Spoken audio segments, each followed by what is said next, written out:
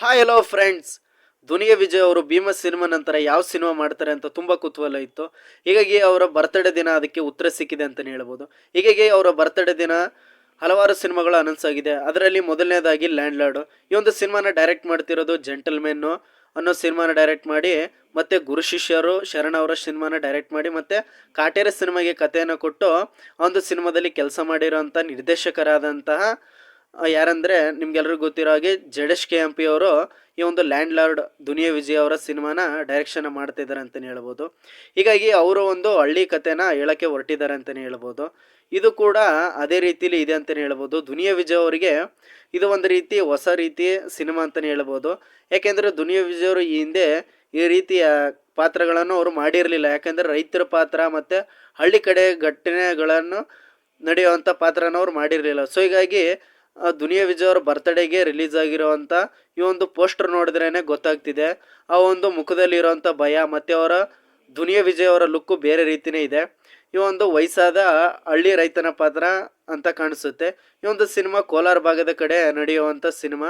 ಕೂಲಿಗಾಗಿ ಕಾಸು ಅನ್ನೋ ಪದ್ಧತಿಯೇ ಒಳಗೊಂಡು ಈ ಒಂದು ಅಸ್ತಿತ್ವದ ಹೋರಾಟ ಆಗಿರುತ್ತೆ ಅಂತೆ.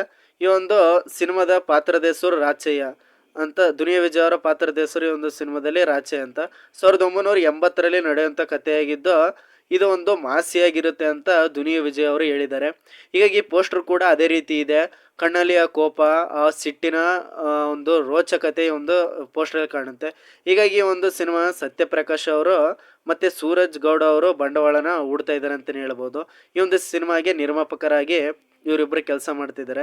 ಆಫ್ಟರ್ ಸಾರಥಿ ನಂತರ ಈ ಒಂದು ಸಿನಿಮಾಗೆ ಬಂಡವಾಳನ ಹೂಡಿದ್ದಾರೆ ಅಂತ ಹೇಳ್ಬೋದು. ಹೀಗಾಗಿ ಈ ಒಂದು ಸಿನಿಮಾದಲ್ಲಿ ಬೇರೆ ರೀತಿ ಆ್ಯಕ್ಷನ್ ಸೀಕ್ವೆನ್ಸ್ ಕೂಡ ಇದೆ ಅಂತ ಡೈರೆಕ್ಟ್ರು ಹೇಳ್ತಾ ಇದ್ದಾರೆ. ಹೀಗಾಗಿ ಯಾವ ರೀತಿ ಇರುತ್ತೆ ಅಂತ ನಾವು ಕಾದು ನೋಡಬೇಕು. ಮತ್ತು ಈ ಒಂದು ಸಿನಿಮಾದಲ್ಲಿ ರಚಿತಾ ರಾಮ್ ಅವರು ದುನಿಯಾ ವಿಜಯ್ ಅವರಿಗೆ ಹೀರೋಯಿನ್ ಆಗಿ ಕಾಣಿಸ್ಕೊಳ್ತಿದ್ದಾರೆ. ಇವರು ಅಂದರೆ ರಚಿತಾ ರಾಮ್ ಮತ್ತು ದುನಿಯಾ ವಿಜಯ್ ಅವರು ಜಾನಿ ಮೇರನ ಜಾನಿ ಜಾನಿ ಎಸ್ ಪಾಪ ಅನ್ನೋ ಸಿನಿಮಾ ಲಾಸ್ಟ್ ಕಾಣಿಸ್ಕೊಂಡಿದ್ದು ಇವರು. ಹೀಗಾಗಿ ಇದರಲ್ಲಿ ಅವರ ಪಾತ್ರ ಯಾವ ರೀತಿ ಇರುತ್ತೆ ಅಂತ ನೋಡಬೇಕು. ಮತ್ತು ದುನಿಯಾ ವಿಜಯ್ ಅವರ ಮಗಳಾದಂಥ ರಿತನ್ಯ ತಾನಿ ಅವರು ಈ ಒಂದು ಸಿನಿಮಾದಲ್ಲಿ ದುನಿಯಾ ವಿಜಯ್ ಅವರ ಮಗಳಾಗಿಯೇ ಕಾಣಿಸ್ಕೊಳ್ತಿದ್ದಾರೆ. ಲ್ಯಾಂಡ್ ಲಾರ್ಡ್ ಅನ್ನೋ ಸಿನಿಮಾದ ಮೂಲಕ ಇವರು ಕನ್ನಡ ಇಂಡಸ್ಟ್ರಿಗೆ ಪಾದಾರ್ಪಣೆ ಮಾಡ್ತಿದ್ದಾರೆ ಅಂತಲೇ ಹೇಳ್ಬೋದು. ಹೀಗಾಗಿ ಈ ಒಂದು ಲ್ಯಾಂಡ್ ಲಾರ್ಡ್ ಅನ್ನೋ ಸಿನಿಮಾ 70% ಶೂಟಿಂಗ್ ಕಂಪ್ಲೀಟ್ ಆಗಿದೆ. ಇದೇ ವರ್ಷ ತೆರೆ ಕಾಣೋಂಥ ಎಲ್ಲ ಸಾಧ್ಯತೆ ಇದೆ. ಯಾಕೆಂದರೆ ಈ ಒಂದು ಸಿನಿಮಾ ಅನೌನ್ಸ್ ಆಗಿ ಆಲ್ಮೋಸ್ಟು ಒಂದು ವರ್ಷ ಮೇಲೆ ಆಗ್ತಾ ಬಂತು. ಆದರೆ ಅವಾಗ ಟೈಟ್ಲ್ ಇಟ್ಟಿರಲಿಲ್ಲ, ಓನ್ಲಿ VK30 VK29 ಅಂತ ಇಟ್ಟಿದ್ರು.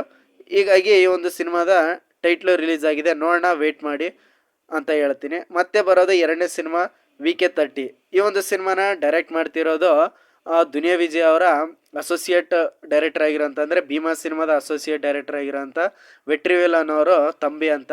ಸೊ ಹೀಗಾಗಿ ಇವರ ಮೊದಲ ನಿರ್ದೇಶನ ಸಿನಿಮಾ ಇದಾಗಿರುತ್ತೆ. ಈ ಒಂದು ಸಿನಿಮಾದಲ್ಲಿ ಮೇನಾಗಿ ದುನಿಯಾ ವಿಜಯ್ ಅವರು ಆ ಕ್ಯಾರೆಕ್ಟ್ರು ಬೇರೆ ರೀತಿ ಇರುತ್ತೆ ಅಂತ ಅವ್ರು ಹೇಳ್ತಾಯಿದ್ರು. ಯಾಕೆಂದರೆ ದುನಿಯಾ ವಿಜಯ್ ಅವ್ರು ಮಾಡಿರೋಂಥ ಆಫ್ಟರ್ ಮಾಸ್ತಿಗುಡಿ ಈ ಒಂದು ಸಿನಿಮಾ ಕೂಡ ಕಾಡಿನ ಕಥೆಯನ್ನು ಹೊಂದಿರುತ್ತೆ. ಅಂದರೆ ಕಾಡಲ್ಲಿ ನಡೆಯುವಂಥ ಕತೆ ಈ ಒಂದು ಸಿನಿಮಾದಾಗಿರುತ್ತೆ. ಹೀಗಾಗಿ ತುಂಬಾ ಇಂಟ್ರೆಸ್ಟಿಂಗ್ ಇದೆ. ಯಾಕೆಂದರೆ ಈ ರೀತಿ ಆ್ಯಕ್ಟ್ರು ಈ ಒಂದು ಸಿನಿಮಾಗಳನ್ನ ಒಪ್ಕೊಳ್ತಿರೋದೇ ಅಪರೂಪ ಅನ್ಬೋದು. ನಂತರ ಬರೋದೇ ಮೂರನೇ ಸಿನಿಮಾ ಮಾರುತ. ಈ ಒಂದು ಸಿನಿಮಾನ ಇದು ಆ್ಯಕ್ಚುಲಿ ಅಷ್ಟೊಂದು ಜನಕ್ಕೆ ಗೊತ್ತಿಲ್ಲ. ಹೀಗಾಗಿ ಈ ಒಂದು ಸಿನಿಮಾನ ಡೈರೆಕ್ಟ್ ಮಾಡ್ತಿರೋದು ಎಸ್ ನಾರಾಯಣ್ ಅವರು. ಇವರು ತುಂಬಾ ಸಿನಿಮಾಗಳನ್ನ ಡೈರೆಕ್ಟ್ ಮಾಡಿದ್ದಾರೆ. ಅಂದರೆ ತುಂಬ ರೀಮೇಕ್ ಇದೆ. ಹಾಗಾಗಿ ಈ ಸಿನಿಮಾ ಯಾವ ರೀತಿ ಮಾಡ್ತಾರೆ ಅಂತ ನೋಡಬೇಕು. ಯಾಕಂದರೆ ದುನಿಯಾ ವಿಜಯ್ ಅವರು ಮತ್ತು ಎಸ್ ನಾರಾಯಣ ಕಾಂಬಿನೇಷನಲ್ಲಿ ದಕ್ಷ ಸಿನಿಮಾ ಬಂದಿತ್ತು.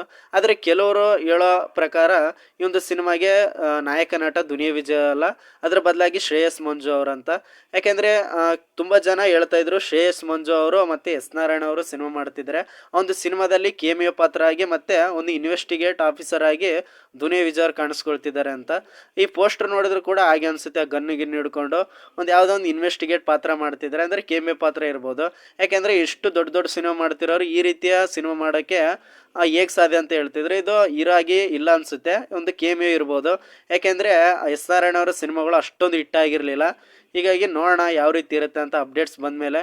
ನನ್ನ ಚಾನಲ್ನ ಸಬ್ಸ್ಕ್ರೈಬ್ ಮಾಡಿ. ಸಿಗ್ತಾ ಇರೋಣ. Thank you friends.